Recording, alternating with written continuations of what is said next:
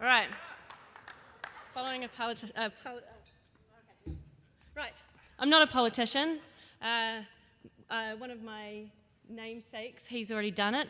Didn't do so well, so don't think I'll have a try.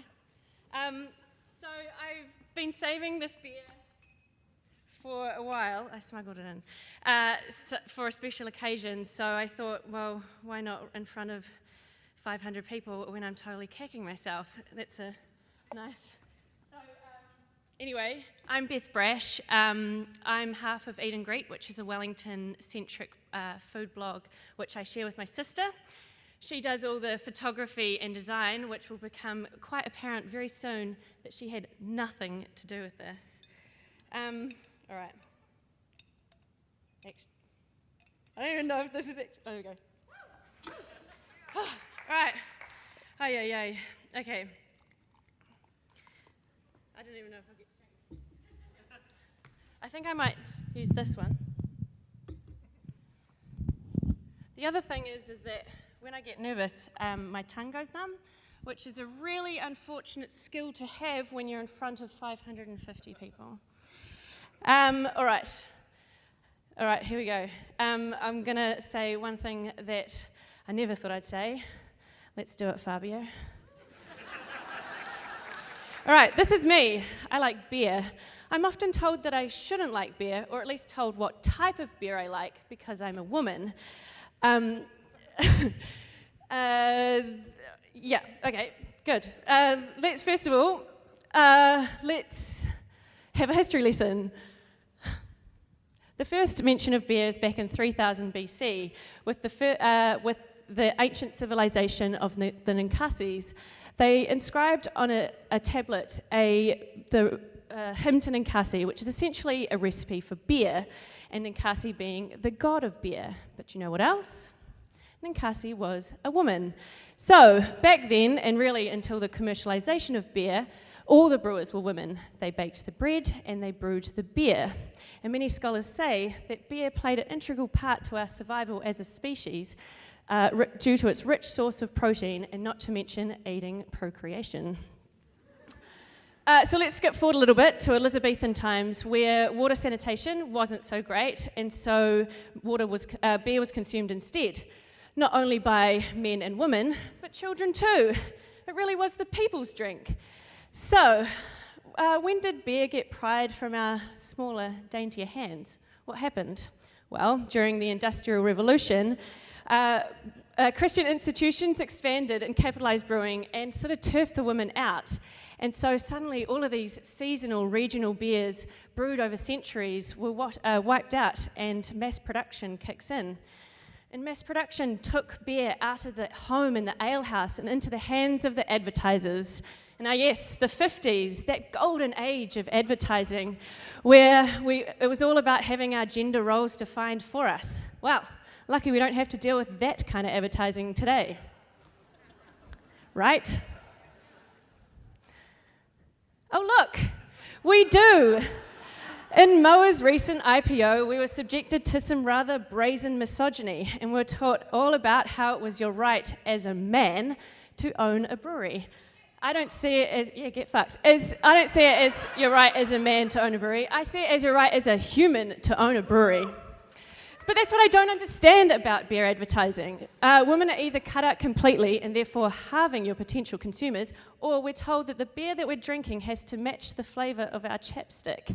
And with the case of Moa beer, some of their beer isn't even that bad. I would drink it if only their attitudes would go the way of the Moa. In Export Dry's recent ad campaign, we were told to never come between a man and his beer. Well, if I ever see the head of marketing for this campaign, somebody better get between me and him. Anyway, it's Export. I feel like I should run an ad campaign telling people to actively stand between a man and this beer. But there's this weird fantasy world with beer advertising where attractive, sexy men drink awful tasting dribble and the women love it. But despite being against the code of advertising to show any link between alcohol and sexual performance, we've always shown that the Heineken man gets the girl. But in real life, this is the correct representation of the Heineken man. Anyway, Anyway, luckily craft beer is bringing it back for the ladies. It just tastes better. The women's palate is excellent for picking up all the flavours of craft beer because studies have shown we've just got better palates in general. Phil Cook tells me a story from a bunch of guys all coming into the malt house and all ordering a mainstream lager, and then the one woman said she wasn't a beer drinker, but after a few tasters, she walks away with this hugely hoppy IPA, and Phil's like, you know what, you're more of a beer drinker than they'll ever be. Oh, and even the female brewers are back after 5,000 years, and there's a bunch of women all brewing for like the big corporations, including Kylie Harris, who's the head brewer for the Tui Manganatonoka Brewery. And I couldn't find a photo of Kylie, but I think that was a correct representation. And other notable ladies include Alice Galletley, who in her excellent blog, Beer for a Year, never said she was an expert in beer, but took on this mammoth task of trying one beer every day for a year. And in doing so, broke down a few stereotypes. 1, women could know a lot about beer, and 2, women can be funny. Not a woman, but check out that hair. Joss and Pete from Garage Project have always had an enormous amount of fun breaking down that macho image of beer, and with their beautiful artwork on the bottles, and hosting a very successful pie versus cake bake-off for the launch of their carrot cake ale. Right, so how did I get a taste for the liquid gold? And I'm going to say excellent parenting. And by that, I mean that there was never a taboo with alcohol in my house, but I've never seen my parents drunk. I was always taught to enjoy the experience and enjoy the flavour, which, by the time that I went to university, hopefully, I considered myself an educated drinker. And by that, all my friends were drinking Tui and Double Brown. I went for a rather more classy drink, the Belgian Tippel Stella Artois. Yeah. By classy, I just mean way more expensive. But my real love for craft beer came in 2004 when I went to the Little Creatures Brewery for the first time and tried their IPA.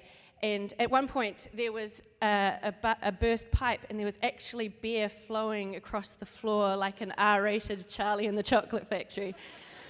It was heaven. But now that I'm back in Wellington, I feel smug that I live in a city where I can walk 100 metres and there's another craft beer place. A place where those of us who can't grow beards can still drink craft beer, and we wear our beards on the inside. A place where we all look through amber-tinted glasses. A place where men and women can drink whatever the hell we want. I am Beth Brash. I am not a Tui girl. I'm a bitter bitch, and I am a beer babe.